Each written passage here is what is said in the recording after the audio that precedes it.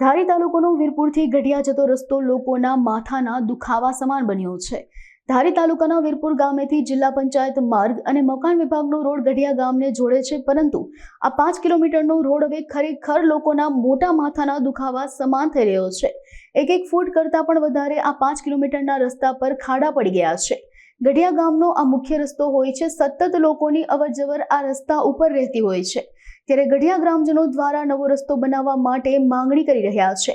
વહીવટી તંત્ર દ્વારા વાયદાઓ આપવામાં આવે છે, પરંતુ નક્કર કોઈ કામગીરી કરવામાં આવતી નથી।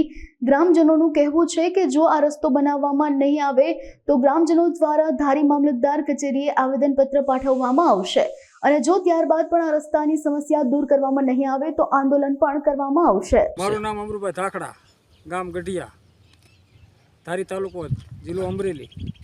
આ રોડનું અમે રક્ષા આપવી ને તો રક્ષા વીરપુર નથી પૂગતી ને, વીરપુરવાળાના 500 રૂપિયા દેવી ને તોય ગઢિયા નથી આવતા મૂકવા કોઈ, અને ગોઠણા ખાડા પડી ગયા। કોઈ અમારો રોડનું કોઈ રજૂઆત જ કરતી નહીં। મત લેવા ટાણા કહે કે અમે રોડ કરાવી નાખશું, આ જેવીભાઈ કે કાકડિયા કહી ગયા હમણાં કરી નાખશું, કોઈ ધ્યાન જ નથી દેતું।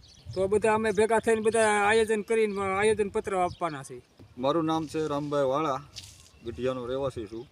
અમારા ગામમાં અહીંયા સમસ્યા એ છે મેન તો કે ગઢિયાથી વીરપુરનો જે રોડ છે અતિ ભયંકર ખાડા છે અને ખરાબ રસ્તો છે, બરાબર।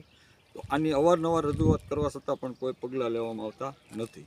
તો આનું કંઈક વહેલી તકે વહેલાસર અમારે આ રોડ થાય એવી અમારી માંગ છે, બરાબર। એટલે જોકે રોડ બાબતથી ને રોડ બાબતથી તો બસ અમારી જે સમસ્યા છે ને એ જ અમે રોડ સારો થાય ને એ જ કરાવવા માગીએ છીએ, બીજું તો કંઈ આ રજૂઆત તો અવારનવાર કરવામાં આવે જ છે। અમારા જે સરપંચ કરે છે, પછી અમારા વડીલો ભાઈઓ બધા રજૂઆત તો અવારનવાર કરતા હોય છે।